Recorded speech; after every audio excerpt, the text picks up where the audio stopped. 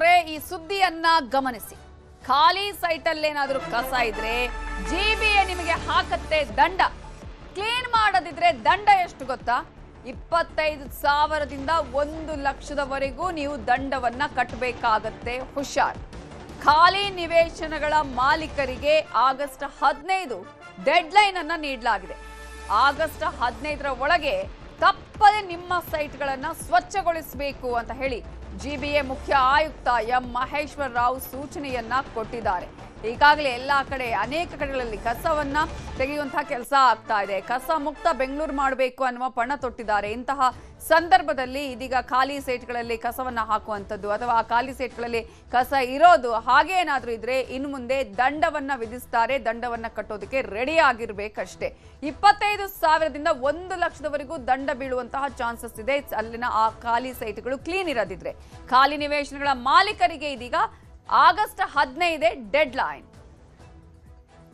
ಇದೇ ವಿಚಾರಕ್ಕೆ ಸಂಬಂಧಪಟ್ಟಾಗ ಇನ್ನಷ್ಟು ಡೀಟೇಲ್ಸ್ ಅನ್ನ ಕೊಡೋದಕ್ಕೆ ನಮ್ಮ ರಿಪೋರ್ಟರ್ ಪ್ರಗತಿ ಶೆಟ್ಟಿ ಈಗ ಫೋನ್ ಸಂಪರ್ಕದಲ್ಲಿ ಜಾಯ್ನ್ ಆಗಿದ್ದಾರೆ. ಪ್ರಗತಿ ಶೆಟ್ಟಿ, ಈಗಾಗಲೇ ಕಸಮುಕ್ತ ಬೆಂಗಳೂರು ಮಾಡುವಂತಹ ಪಣ ತೊಟ್ಟಿರುವಂತಹ ಹಿನ್ನೆಲೆಯಲ್ಲಿ ಇದೀಗ ಸೈಟ್ ಮಾಲೀಕರಿಗೆ ಯಾವ ರೀತಿಯಾದಂತಹ ಒಂದು ಡೆಡ್ ಲೈನ್ ಅನ್ನ ನೀಡಲಾಗಿದೆ. ಈಗ ಈ ಒಂದು ವಿಧಾನ ಯಾವ ರೀತಿಯಾಗಿ ಕಸಮುಕ್ತ ಬೆಂಗಳೂರು ಆಗುವಂತಹ ನಿಟ್ಟಿನಲ್ಲಿ ಪ್ರಯತ್ನಗಳು ಆಗಬಹುದು ಅಂತ ಅನ್ಸುತ್ತೆ?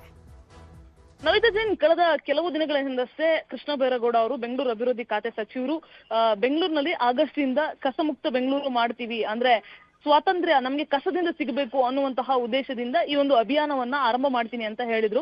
ಸೊ ಸೈಟ್ ನ ಮಾಲೀಕರು ಅವರಾಗವ್ರೆ ಅವರ ಸೈಟ್ ಅಲ್ಲಿ ಇರುವಂತಹ ಕಸವನ್ನ ಕ್ಲೀನ್ ಮಾಡ್ಕೊಳ್ಬೇಕು. ಅಂದ್ರೆ ಯಾರೋ ಅವರು ಒಂದಷ್ಟು ಗಿಡಗಂಟಿಗಳು ಬೆಳೆದಿರುತ್ತೆ ಅಥವಾ ಆ ಸೈಟ್ ಕಡೆ ಹೋಗೋದಿರಲ್ಲ, ಸುತ್ತಮುತ್ತ ಇರೋ ಜನ ಬಂದು ಅಲ್ಲಿ ಕಸದ ರಾಶಿಯನ್ನು ಸುರಿತಾರೆ. ಸೊ ಈ ಎಲ್ಲ ಪ್ರಕರಣಗಳು ಹೆಚ್ಚಾಗ್ತಾ ಇರುವಂತಹ ಹಿನ್ನೆಲೆ ಅದನ್ನ ಕಂಟ್ರೋಲ್ ಮಾಡ್ಬೇಕು ಅನ್ನುವಂತಹ ದೃಷ್ಟಿಯಿಂದ ಅವ್ರಿಗೆ ಕ್ಲೀನ್ ಮಾಡ್ಕೊಳಕ್ ಹೇಳಿದ್ರು. ಎಲ್ಲಿ ಕ್ಲೀನ್ ಮಾಡಿಲ್ಲ ಅಂತಹ ಕಡೆಯಲ್ಲಿ 25,000ದಿಂದ 1,00,000ವರೆಗೂ ಕೂಡ ಆಗಸ್ಟ್ 15 ಬಿಬಿಎಂಪಿ ಅಧಿಕಾರಿಗಳು ಕ್ಲೀನ್ ಮಾಡೋದಕ್ಕೆ ಶುರು ಮಾಡ್ತಾರೆ.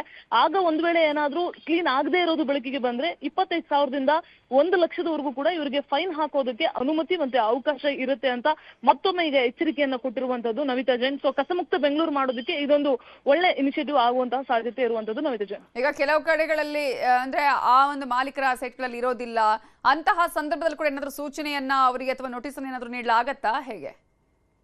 ಇಲ್ಲಿ ಯಾವುದೇ ರೀತಿ ನೋಟಿಸ್ ಕೊಡೋದಿಲ್ಲ. ಯಾಕಂದ್ರೆ ಮೊದಲೇ ನಿಮಗೆ 1 ತಿಂಗಳ ಹಿಂದೆನೆ, ಅಂದ್ರೆ ಕಳೆದ 15 ದಿನಗಳ ಹಿಂದೆನೆ ಈ ರೀತಿಯಾಗಿ ಒಂದು ಅಭಿಯಾನ ಮಾಡ್ತೀವಿ ಅಂತ ಬಹಳ ಸ್ಪಷ್ಟವಾಗಿ ಹೇಳಿದ್ರು. ಜೊತೆಗೆ ಆಗಸ್ಟ್ 15ರ ಒಳಗಡೆ ನೀವು ಕ್ಲೀನ್ ಮಾಡ್ಬೇಕು ಅನ್ನೋದನ್ನು ಕೂಡ ಬಹಳ ಕ್ಲಿಯರ್ ಆಗಿ ಹೇಳಿದ್ರು. ಜೊತೆಗೆ ಒಂದೊಮ್ಮೆ ನೀವು ಕ್ಲೀನ್ ಮಾಡದೇ ಇದ್ರೆ ಅದು ಆ ಸಂದರ್ಭದಲ್ಲಿ ಕ್ಲೀನ್ ಮಾಡೋಕೆ ತಗಲುವಂತಹ ವೆಚ್ಚವನ್ನ, ಅಂದ್ರೆ ಈ ಜಿಬಿಎ ಸಿಬ್ಬಂದಿಗಳು ಹೋದಾಗ ಕ್ಲೀನ್ ಮಾಡ್ತಾರಲ್ಲ ಆ ವೆಚ್ಚವನ್ನ ಆ ಸೈಟ್ ನ ಮಾಲೀಕರೇ ಭರಿಸಬೇಕು. ಅದರ ಜೊತೆಗೆ ದಂಡವನ್ನ ಕೂಡ ವಿಧಿಸ್ತೀವಿ. ಜೊತೆಗೆ ಆಸ್ತಿ ತೆರಿಗೆಯಲ್ಲೂ ಕೂಡ ಆ ದಂಡ ಆಡ್ ಆಗುತ್ತೆ ಅಂತೆಲ್ಲ ಎಚ್ಚರಿಕೆ ಕೊಟ್ಟಿದ್ರು. ಬಟ್ ಈಗ ಸ್ಪಷ್ಟವಾಗಿ ಹೇಳಿದ್ದಾರೆ 25,000ದಿಂದ 1,00,000ವರೆಗೂ ಕೂಡ ಆ ದಂಡದ ಮೊತ್ತವನ್ನ ಹಾಕಬಹುದು ಅಂತ. ಸೊ ಹಾಗಾಗಿ ಮತ್ತೆ ಕ್ಲೀನ್ ಮಾಡೋಕ್ ಹೋದಂತ ಸಂದರ್ಭದಲ್ಲಿ ಇವ್ರಿಗೆ ಇನ್ನೊಂದ್ಸಲ ನೋಟಿಸ್ ಎಲ್ಲ ಕೊಡಲ್ಲ.